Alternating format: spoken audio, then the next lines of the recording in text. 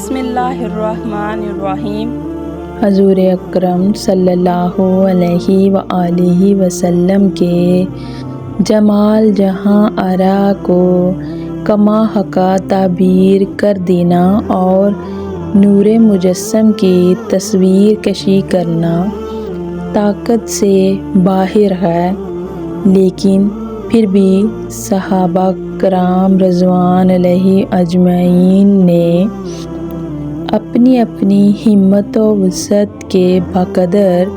اس کو بیان فرمایا، لہٰذا اس میں سے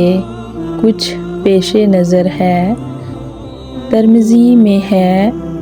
حضرت انس رضی اللہ تعالیٰ عنہ سے مروی ہے کہ حضور اقدس صلی اللہ علیہ وآلہ وسلم نہ زیادہ دراز قد تھے نہ پست قد تھے، بلکہ درمیانہ قد تھے، اور رنگ میں بہت ہی زیادہ سفید نہ تھے، نہ ہی بالکل سانولی رنگت کے تھے، بلکہ 14ویں رات کے چاند سے زیادہ روشن نور اور ملاحت و ملائمت والے تھے،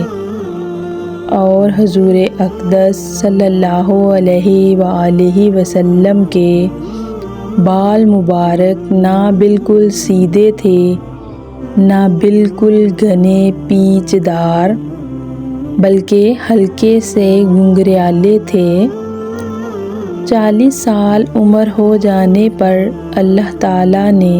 آپ کو اپنا نبی بنایا، اور پھر آپ صلی اللہ علیہ وآلہ وسلم 10 سال تک مکہ میں رہے اور 10 سال مدینہ میں رہے، پھر 60 سال کی عمر میں آپ کو وفات دی گئی۔ اس عمر میں آپ کے سر اور داڑھی میں 20 بال سے زیادہ بال سفید نہ تھے، اسی طرح کل عمر مبارک بھی 63 سال تھی، نہ کہ 60 سال۔ پھر اس حدیث مبارکہ کی توجیہ کی گئی ہے کہ یہاں دہائی کے بیان کو مقصود نظر رکھا ہے اور قصر کو چھوڑ دیا ہے۔ ترمذی میں ہے کہ ابراہیم بن محمد جو حضرت علی کی اولاد میں سے ہیں، وہ کہتے کہ جب حضرت علی رضی اللہ تعالیٰ عنہ حضور اکرم صلی اللہ علیہ وآلہ وسلم کا حلیہ بیان فرماتے تو یوں فرماتے، حضور اقدس صلی اللہ علیہ وآلہ وسلم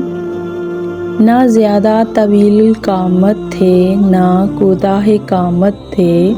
بلکہ درمیانہ قامت تھے، اور حضور اکرم کے بال نہ بالکل پیچ دار تھے نہ ہی بالکل سیدھے، بلکہ کچھ گھنگریالے تھے، اور آپ فربہ جسم نہ تھے، اور نہ ہی آپ کا چہرہ مبارک بالکل گول تھا، بلکہ کچھ گول تھا جس کو کتابی چہرہ کہتے ہیں، اور آپ کا رنگ سفید مائل سرخی تھا، اور آپ کی آنکھوں کی سیاہی نہایت سیاہ اور سفیدی نہایت سفید تھی، اور پلکیں دراز تھیں، بدن کے جوڑوں کی جگہ یعنی پٹھے پرگوشت تھے، اور دونوں شانوں کی درمیانی جگہ بھی پرگوشت تھی، اور آپ کے بدن مبارک پر زائد بال بالکل نہ تھے، بلکہ سینے پر بھی اوپر سے ناف تک صرف بالوں کی ایک باریک سی لکیر تھی۔ آپ کے دست و پا بھی پرگوشت تھے، جب آپ چلتے تو قدموں کو قوت سے اٹھاتے، ایسا لگتا جیسے آپ کسی نشیب میں اتر رہے ہیں۔ جب آپ کسی کی طرف متوجہ ہوتے تو حسین سراپا کے ساتھ متوجہ ہوتے، یعنی متکبروں کی طرح بے رخی کا انداز نہ رکھتے۔ ترمذی شریف میں ہے، اور آپ کے دونوں شانوں کے درمیان مہر نبوت تھی کہ آپ خاتم النبیین ہیں۔ سب سے زیادہ فیاض تھے آپ، اور سب سے زیادہ صاف گو تھے، سب سے زیادہ نرم طبیعت والے تھے، اور سب سے زیادہ شریف گھرانے والے تھے، اور آپ کو جو شخص دیکھتا مرعوب ہو جاتا اور آپ سے معرفت کے ساتھ ملتا جلتا تو آپ کو اپنا محبوب بنا لیتا تھا۔ حضرت عبدالمطلب سے روایت ہے کہ میں کعبے میں تھا، اچانک میں نے دیکھا کہ کعبے کے بت اپنی جگہوں سے گر پڑے اور سجدے کی سی حالت میں زمین پر اوندھے ہو گئے۔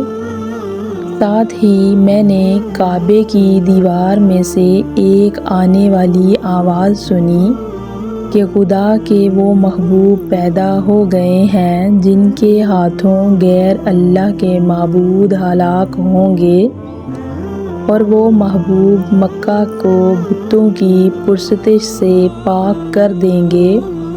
اور وہ لوگوں کو ایک اس خدا کی عبادت کا حکم دیں گے جو سب کچھ جاننے والا ہے۔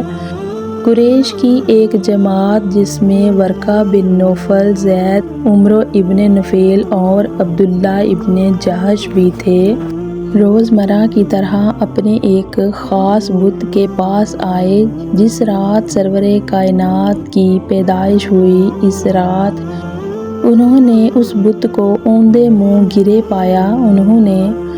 اٹھا کر اسے سیدھا کیا مگر وہ پھر دوبارہ گر گیا، پھر سیدھا کیا مگر پھر وہ گر گیا۔ اس پر سب کو تعجب ہوا اور کچھ لوگوں نے اشعار پڑھے۔ اس کی خاص وجہ پوچھی گئی تو بت کے اندر سے آواز آئی،